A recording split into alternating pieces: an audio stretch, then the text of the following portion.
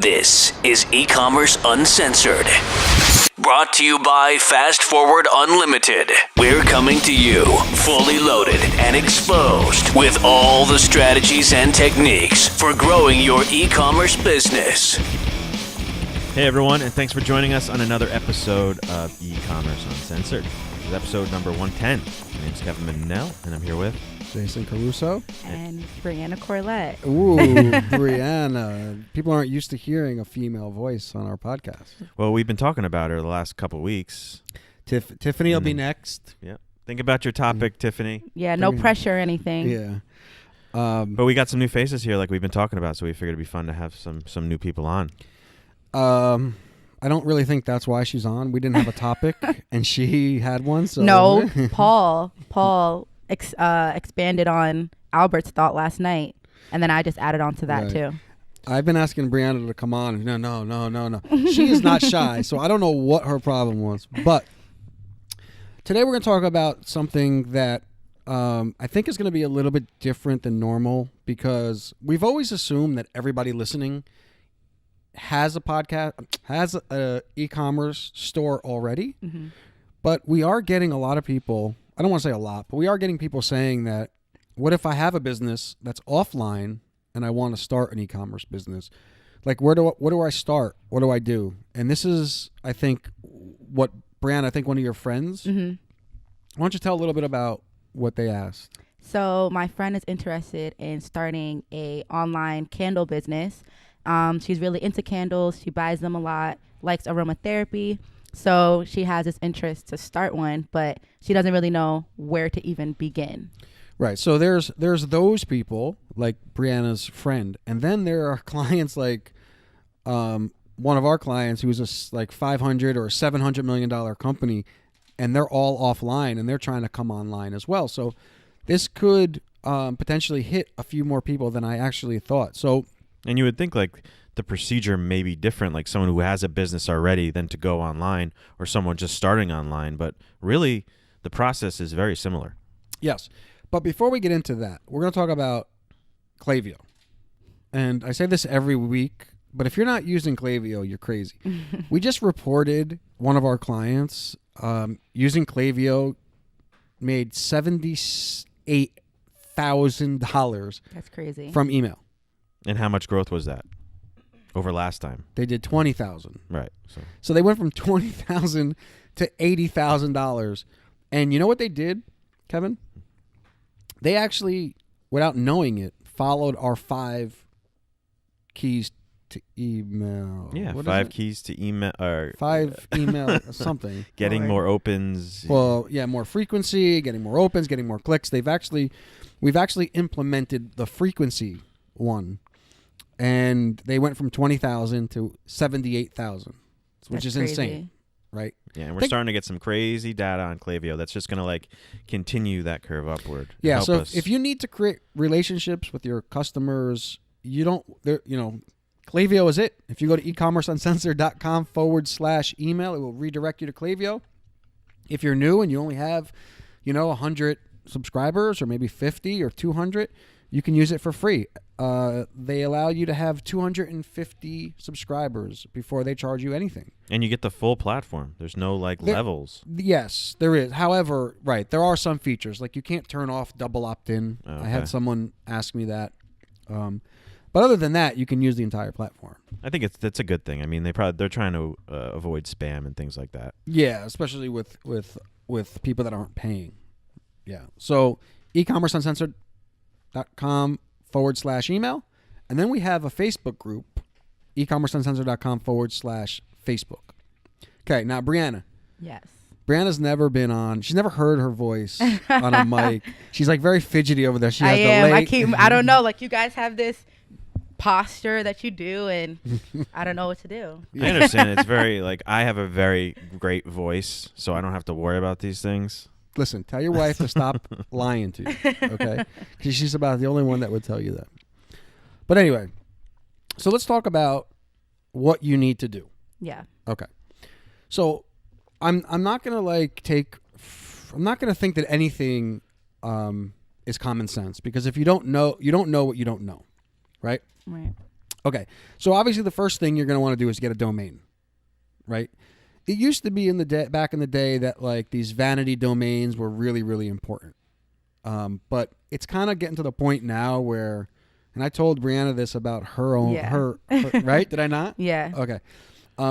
These vanity domain names, which are like, Target.com, Facebook.com, Twitter.com, they're starting to become less and less important because most of your traffic is going to come from you driving people to the website. So, nowadays everybody's on mobile, and I don't really know if anybody's looking at domains anymore. No, they're not. I remember a couple years back, I decided it was a good idea. Like, not a couple years. It was probably like 7 years ago. I decided it was a good idea to like grab all these crazy domains like Web Design New Jersey and Graphic Design New Jersey.com.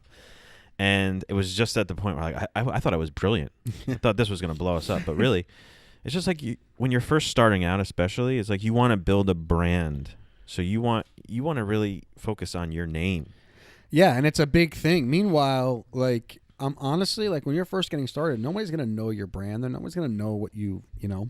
Yeah. We have clients literally that are like $40 million companies that, people may or may not really even know who they're buying. I mean, we're running ads right now for that huge client of ours. Like, people have never heard of the name of this company. I'm not going to say who it is, but they've never heard of them, and they're still buying their stuff. Yeah. So it's becoming less and less important.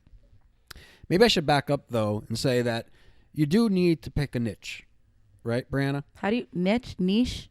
It's both ways. You can say it Okay. any way you want. Niche and niche. Yeah. Every time we say that, we talk about that. Yeah. Every time. I'm a niche. I niche. used to say niche. Then I started saying niche, and now I just say whatever comes first, whatever comes to my mind. I think I'm a niche. We know Niche. what you mean. Yes, exactly. So you have to pick one of those first. For sure. A lot of times people pick things that they're passionate about. I like to pick things that the marketplace wants, right? Because, you can pick something that you're passionate about and no one else is. Yeah. Right? Like, It depends on what your goals are. I mean, for her friends, for instance, she has a passion. This is what prompted her to want to do this. So Right. it's not like she's in a position to like, do the market research and find a product that is going to sell and then go in that direction. She's actually has a passion that she wants to start. yeah, but getting people to take out their credit card and buy from you is very difficult. For It's sure. even more difficult when you're selling them something they don't want. Yeah, 100%. It's impossible. But So- I think what you're saying is like she should actually test her passion market first before she goes and dives into this. yeah, thing. I mean, the truth of the matter is she's probably going to do another 2 or 3 after this one, right? Like, in the last 16 years, I've probably tried 20 different Right. different things, right, and see if something stuck. But let's assume there's a market for what you want. Let's assume that you know what you want to do. The domain would be number one. For me personally, I'm all about speed. Like, there's a lot of different ways you can go for picking an e-commerce platform. You can choose like Shopify, which is like a fee every month, which is $35, or you can do like a WooCommerce, which you'll pay for a hosting account. That's where the website lives, but there's only a one-time fee. The problem that you may kind of run into is with Shopify, it's very stable and it's very easy and it's fast. There's no like developing. You can pick a nice theme. You can install some plugins or whatever the hell they call them, and you're on your way.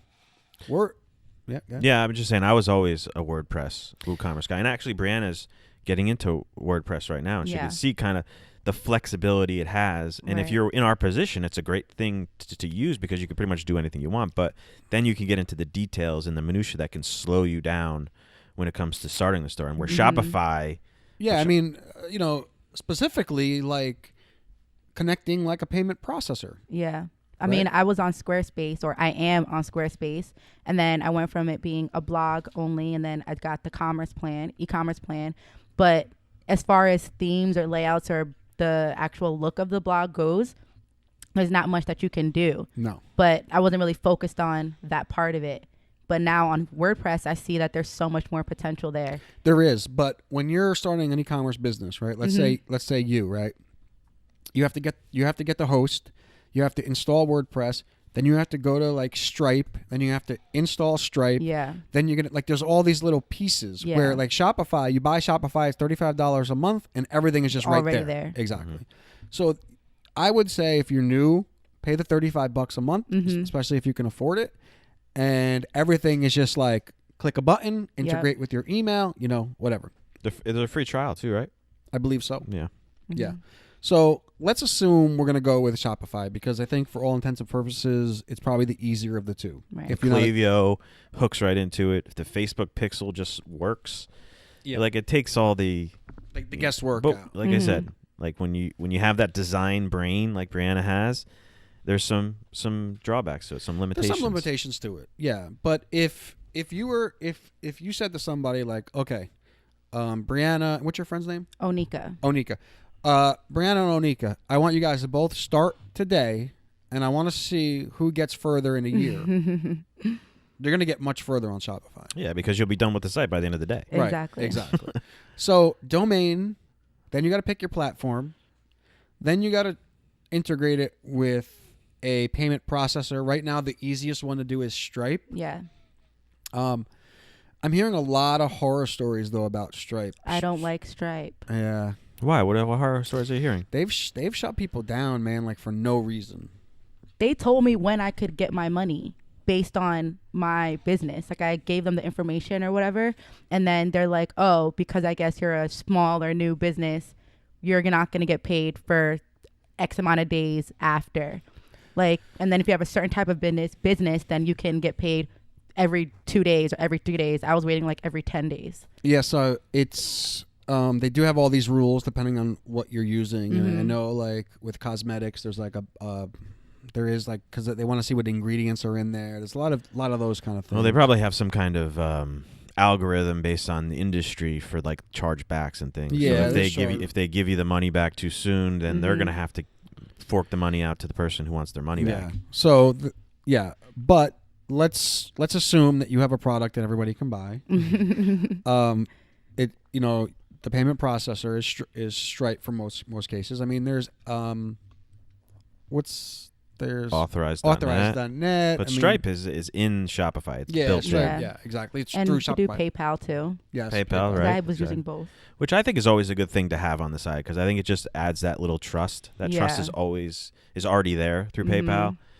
You could show the Stripe name, but I don't think a lot of people know what that is if they're not in the industry. But PayPal, everybody knows. So and I mean to have multiple payment forms as well. Like I know, like I buy differently. Like if I'm sitting on the couch, I don't feel like getting up to get my wallet. I'll use PayPal. Always. Yeah, always. So it just depends on where I'm at when I'm trying to buy something. Right. So I like to have both. I haven't used like Google Pay or Amazon Pay really yet. Or like Apple. I see them being used a lot, but I haven't used them. Yeah.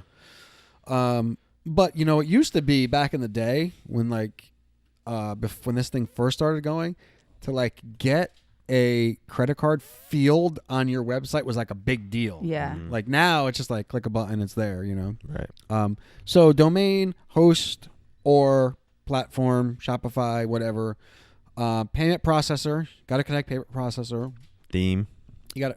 Well, yeah, you need a theme, but that's kind of built into Shopify. You're gonna pick one there. Well, you'll get there's some free ones, right? You'll get a one to start with, right? Yeah, you just look for one that. And then they have a marketplace where you can go and you can search for themes, and it's really pretty simple. You like just log in through Shopify and it just installs right in. Yeah. From there, you're definitely gonna want to hook up to an email platform. I'm like, for purposes of this episode and like her friend, like I think the pieces like are important, because it's like when you're in it and you're trying to do it, it's like, oh my God, what do I do next? Like, I missed this, or I missed that. Yeah. Like I think there are like some crucial things. Like you have to have email. ecommerce.uncensored.com/email. Take it to Klaviyo. Why not use Klaviyo? Yeah. Integrates perfectly. So email, huge. I'm just going to go back a little bit because Brianna said like her friend doesn't even have like a source for her candles yet, right? No, she's been looking online to try to find the best places. I told her about this website that you can buy ingredients in bulk, and they also have the jars for it. So she's looking into that. One thing, just not to get off topic here, that I think you can do, or she can do, tell her to go make some candles and try on Etsy. I was literally going to say that to her, to Yes. start on Etsy. Because you can see if people are going to actually buy it before you start investing into all these things.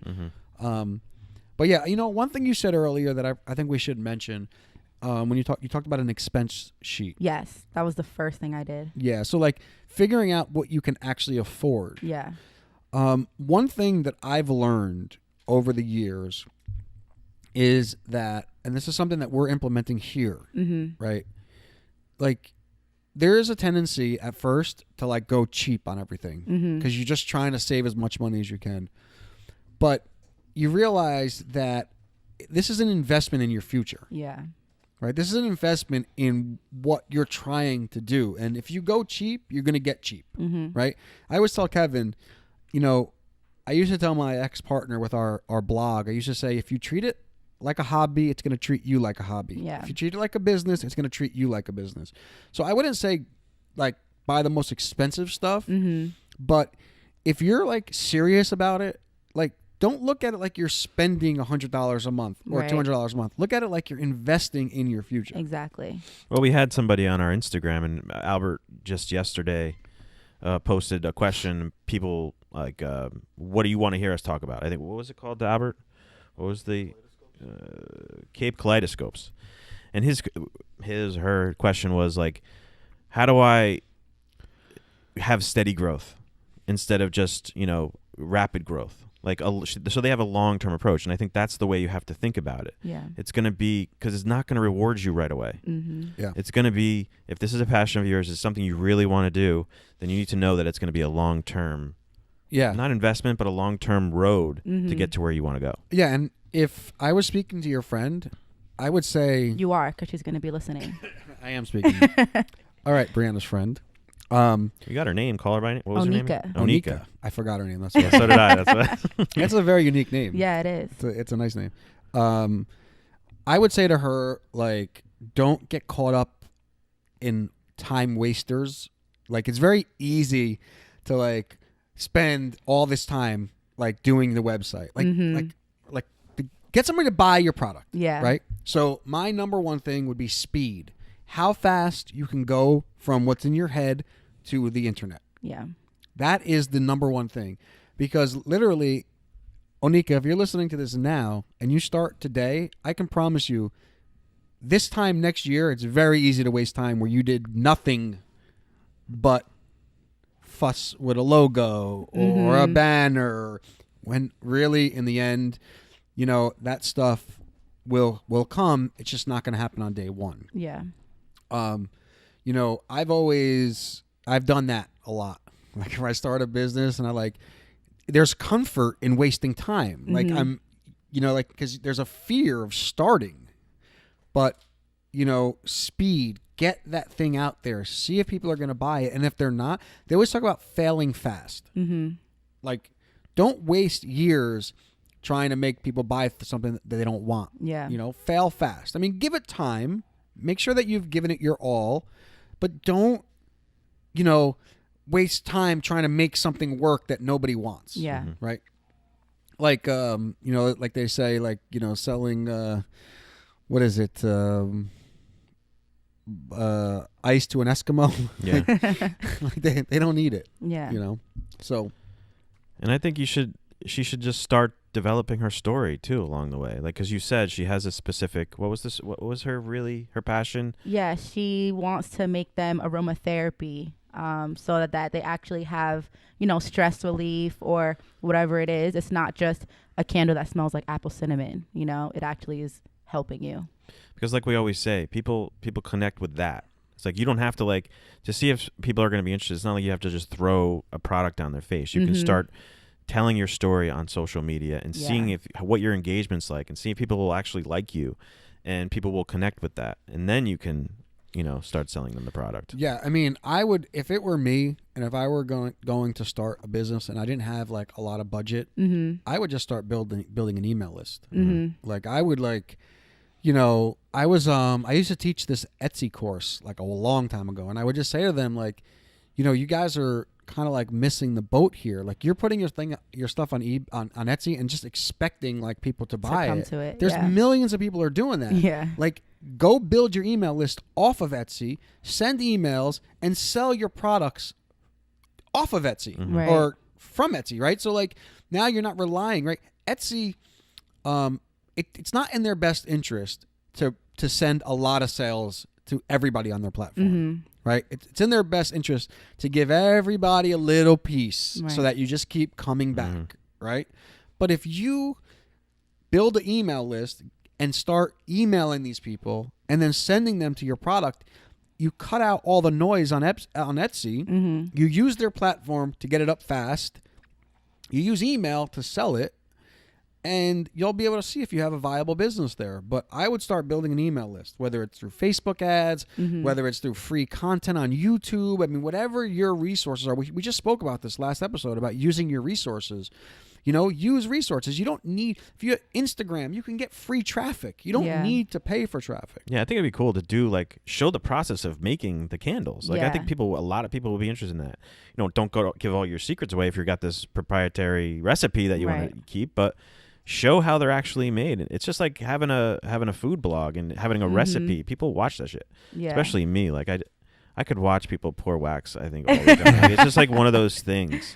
Like therapeutic I do in not itself. want you so to weird. talk about your and Michelle's like, private I life. see people like putting their fingers in wax. I'm like, oh, I want to do that.